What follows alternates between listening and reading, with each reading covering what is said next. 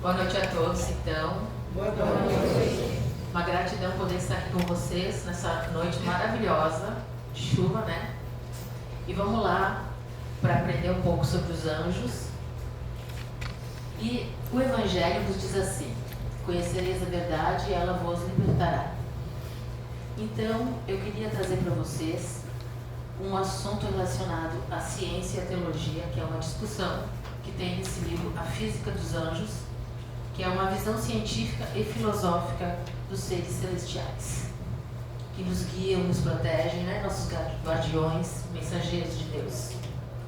Então, essa máxima dita por nosso Mestre Jesus coloca o sentido da pureza do ser espiritual, dos ensinamentos que nos elucidam a glória e o louvor de Deus. Este louvor, que o aprendizado diário de nossas ações nos leva a ter, e dos pensamentos guardados pela fé e a esperança de estarmos todos interconectados em uma rede de luz com o cosmos, e também interagindo com seres de luz repletos de amor e cuidado por nós. Mas quem são esses seres de luz? Aí vamos lá, vamos conhecer a verdade, os anjos, né? Então, os anjos, que são os mensageiros, os guardiões que nos cuidam e que estão, legiões de anjos, né? Como fala na Bíblia, no Evangelho, que cuidaram de Jesus, que cuidam de nós também, né? Segundo São Tomás de Aquino, que foi um teólogo, que é um dos teólogos que ele analisa nesse livro, o universo não seria completo sem os anjos. O mundo corpóreo é inteiramente governado por Deus por meio dos anjos. Então, o livro A Física dos Anjos, dois palestrantes ilustres experienciam seus pensamentos e reflexões sobre a luz dessas ciências, teologia e física, sobre a existência dos anjos, a importância que eles têm para o universo.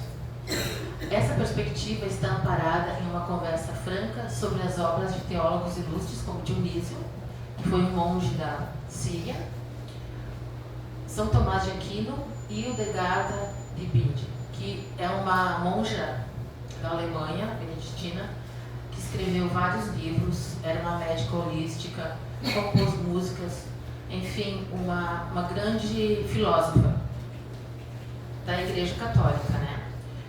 Que basicamente esses autores são entre o século X e XII, que eles escreveram as suas obras, e são todas avaliadas por esses dois palestrantes, que um é o Matthew Fox e o Rupert Sheldrake, que ele fala exatamente sobre essa parte da teologia dos anjos.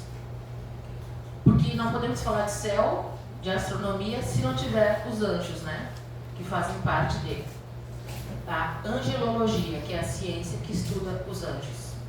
Recentemente foi feita uma pesquisa e perguntando às pessoas se elas sentiram a presença de anjos. E vocês que me dizem, será que algumas vezes vocês já sentiram também a presença do ser de luz? 60 a 80% dos participantes afirmaram que sim. E um terço dos entrevistados, pessoas simples, inclusive que até não praticam nenhuma religião, sentiram a presença dos anjos.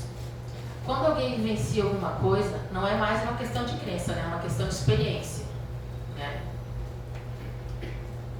A experiência de sentir a presença de um ser divino junto a nós, uma partícula de Deus, de luz, geralmente se dá pela intuição. A intuição é a estrada pela qual os anjos vagam. O que é a intuição, né? Se não é aquele silêncio, aqueles momentos em que a gente sente que algo está nos dizendo alguma coisa. Muitas vezes acontece isso, inspirações para o trabalho, para a vida, de cuidado. Muitas vezes nós sentimos isso. Nesse paradigma traçado entre ciência e religião, na cosmologia moderna, precisamos dar espaço para os anjos e compreender através da verdade que o universo está cheio deles e que, através do louvor e de nossas ações, estamos ligados a Deus, pois eles são a interconexão do cosmos. Então, o louvor, o que é o louvor? É a maneira como a gente tem de agradecer e de estar em contato. E a maneira como nós temos de estar em contato com eles é através do louvor e das nossas ações. Porque é através das nossas ações que nós atraímos da nossa conexão com o que nós estamos fazendo, com o que nós estamos ligados. Então vamos cuidar bem, né? Orar e vigiar. O que nós estamos pensando, quais são nossas ações, para cada vez nós sermos mais guardados, bem guardados, né? E conseguimos ter essa conexão com o universo e com toda essa energia que vibra, que é a luz invisível. Que vamos chegar lá, quer ver? Estamos vivenciando um universo mecânico, cheio de fórmulas e cálculos, que é a ciência ortodoxa, né? Que basicamente não aceita a parte holística, onde a matéria desmembrada em moléculas se tornou prótons, elétrons e energia.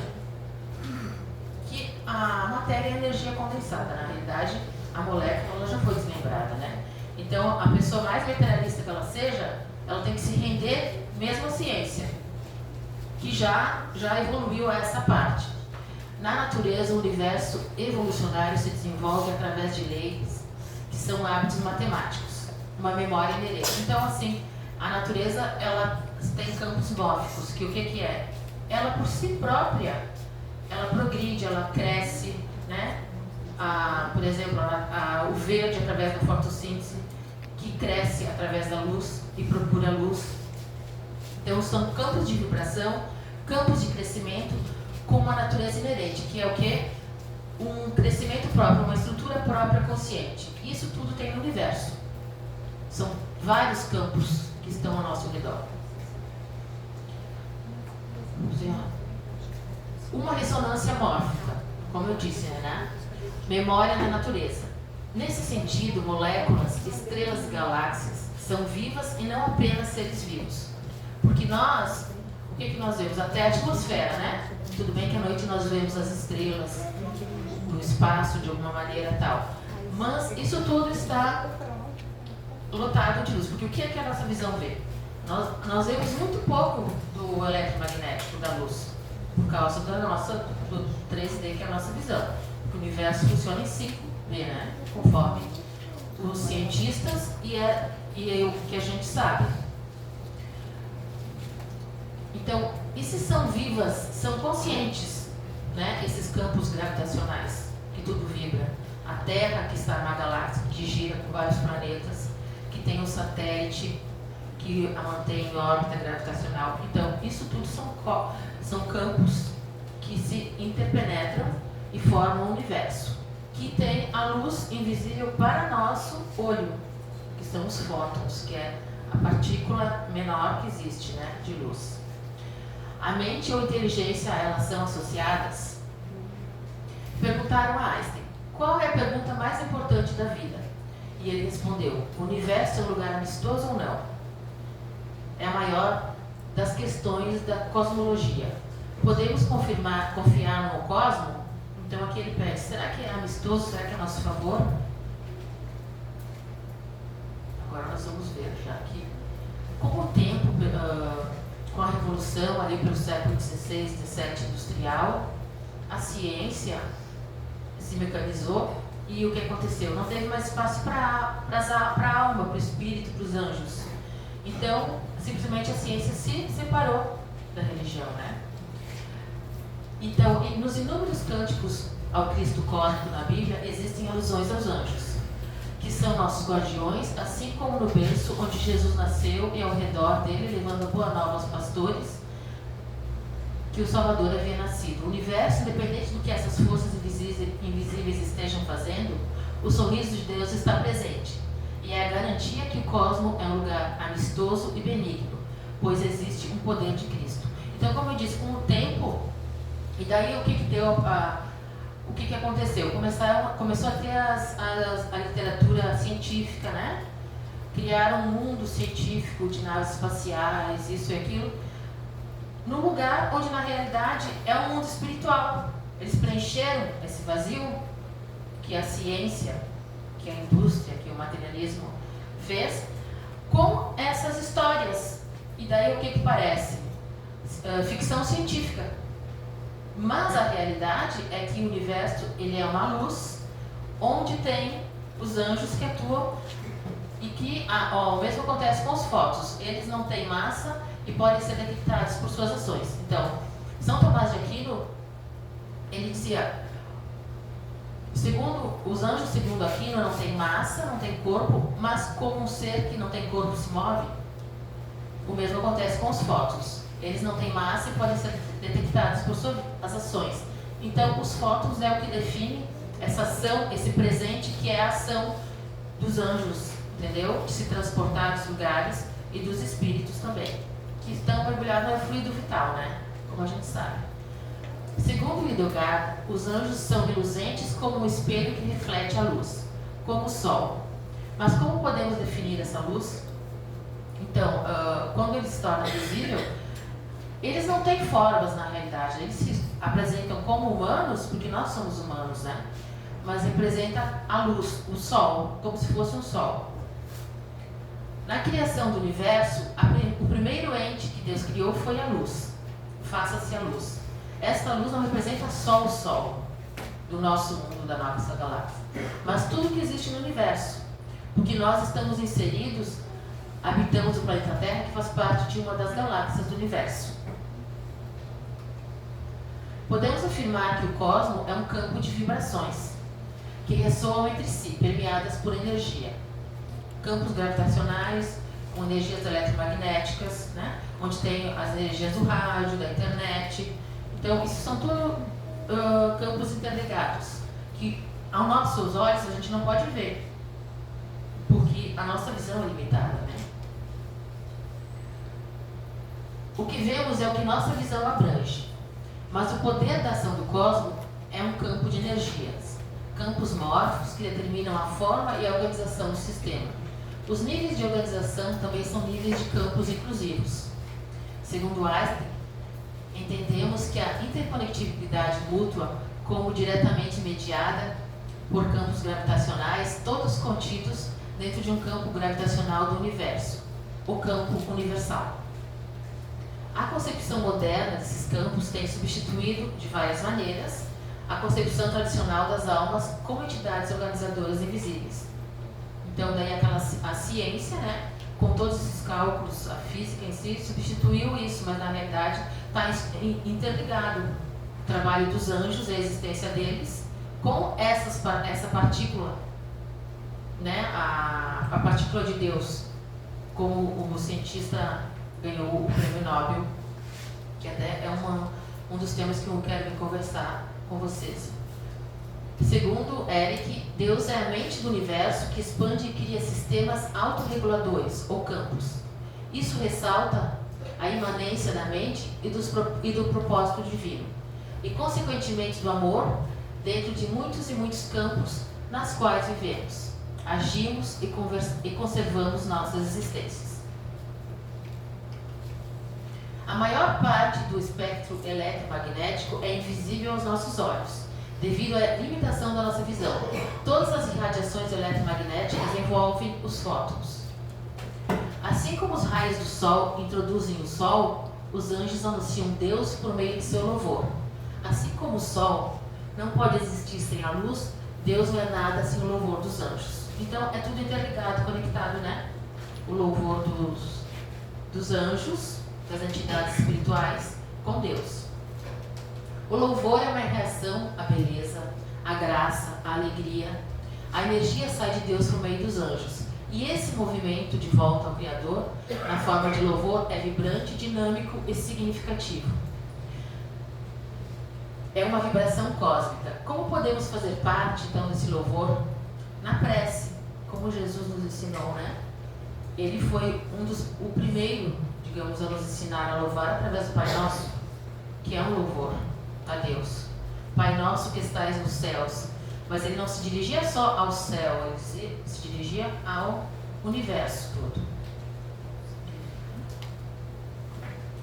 O que mais atrai os anjos é o louvor a Deus e nossas ações. Como eu já disse, o que nós fizemos é o que atrai, que é a nossa ação, que mostra a natureza do nosso coração, né?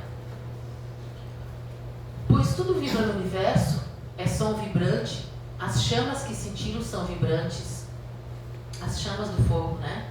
Toda a natureza vibra, cresce, aflora em um ritmo vibrante. Tudo é ritmo oscilatório, mesmo na essência do átomo, que é a menor partícula. Toda criatura é ouvida por Deus, e Deus está vibrando com toda a criatura. Aí, como nossa colega querida falou, a meditação, a importância, né, de nós vibrarmos e estarmos conectados. Somos seres divinos criados pela luz. Os elementos louvam inconscientemente o vento, o fogo. Não lhe é permitido escolher. Eles têm consciência própria, mas eles não têm o livre-arbítrio como nós. Mas nós, seres humanos, temos o nosso livre-arbítrio. E podemos escolher nossa postura de apreciar a graça ou viver no cinismo, na autopiedade e perdidos em nossos mundos no egoísmo. É a nossa escolha, né? Como que nós vamos, então, nos conectar a Deus, aos anjos, às suas energias? Jesus e os anjos. Como eu já falei, Jesus foi o que nos ensinou a louvar, né? Foi a primeira lição que nós tivemos. Porque os judeus fazem isso, né? Na literatura judaica tem isso. O Filho de Deus nasceu de sua mãe na terra e os anjos, legiões de anjos, o protegem e bendizem na anunciação. Na sua concepção, em seu nascimento, em sua experiência com o batismo, em sua ida ao deserto, onde foi socorrido pelos anjos quando ele foi tentado pelo Satanás, na ressurreição e na ascensão. Nestes episódios da vida de Jesus, eles são verdadeiros participantes na história do desvelamento cósmico do Cristo em Jesus. Maria é proclamada a Rainha dos Céus, Rainha dos Anjos, regente das esferas angelicais. A passagem judaica da liturgia ocidental, que diz respeito aos anjos, que tem na missa, né? Essa é uma parte que foi introduzida na Igreja Católica, que faz parte da liturgia judaica, que é: Santo, Santo, Santo, Senhor Deus do Universo, os céus e a terra proclamam vossa glória, hosana nas alturas. Isso é um louvor aos anjos. Porque, como vocês sabem, todos eles, os Zacarias, pai de João Evangelista, José, Maria, eles frequentavam as sinagogas desses lugares e tinham essas conexões também. É referência aos anjos que são muito invocados em cerimônias judaicas, os arcanjos Miguel, Uriel, Rafael e Gabriel. Então, assim, eu queria falar para vocês que os anjos louvam a Deus e Deus é a divindade que eles adoram, né? Que eles estão conectados. E a Deus que se fez homem, que é Jesus. Então, a melhor maneira de nós termos esse contato é nos templos. Nos templos é que tem os silêncios, os lugares onde a gente pode refletir, meditar e entrar em contato com essas almas abençoadas, né? E também, além dos anjos, tem os espíritos amigos, como eu já falei com vocês, das famílias espirituais, que fazem parte da nossa família, nos ajudam, nos auxiliam no mundo espiritual. Mas aí não é exatamente anjos, são espíritos que fazem parte da nossa família espiritual. Então, eu queria deixar para finalizar, eu queria deixar uma prece para vocês. Eu já vi que está falando de anjo, a vitória sobre a vida, que ela é bem significativa, porque ela dá assim um pensamento muito forte para nós vencermos, né, as nossas batalhas diárias, inclusive sobre nós mesmos. Pobre de ti se pensa ser vencido, tua derrota é caso decidido. Queres vencer, mas como em ti não crês, tua descrença esmaga-te de vez. Se imaginas perder, perdido estás. Quem não confia em si, marcha para trás. A força que te impele para frente é a decisão firmada em tua mente. Muita empresa esborou-se no fracasso ainda antes do primeiro passo. Muito covarde tem capitulado antes de haver a luta começado. Pensa em grande e teus feitos crescerão. Pensa em pequeno e irás depressa ao chão. O querer é o poder arquipotente, é a decisão firmada em tua mente. Fraco é aquele que fraco se imagina. Olha ao alto, o que ao alto se destina. A confiança em si mesmo é a trajetória que leva aos altos cimos da vitória. Nem sempre o que mais corre a meta alcança, nem mais longe o mais forte o disco lança, mas o que certo em si vai firme em frente com a decisão firmada em sua mente. Eu quero só ler uma parte aqui que eu resumi, de Deus ter se feito humano, que entre os anjos Deus existe como divindade, mas entre os homens Deus existe como humano, que no caso foi Jesus que se tornou o homem. O silêncio dos templos é onde encontramos as aspirações para louvar e está em conexão com a luz emanecente da radiância divina que os anjos refletem. Precisamos louvar em forma de palavras para ressoar em conexão com eles. Nos templos encontramos o silêncio da fé, da gratidão, que refletem através da arte a inspiração divina. Há tantos templos, sinagogas, que tem tanta arte, né? Feita, esculpida, pintada. Contemplar o belo cria a amplitude do céu e do amor de Deus, nosso Pai, para conosco. Então é isso, pessoal. Obrigado pela atenção. E esse livro ele é muito bom. A Física dos Anjos, uma visão científica e filosófica dos seres celestiais. Certo? Muito obrigada, pessoal.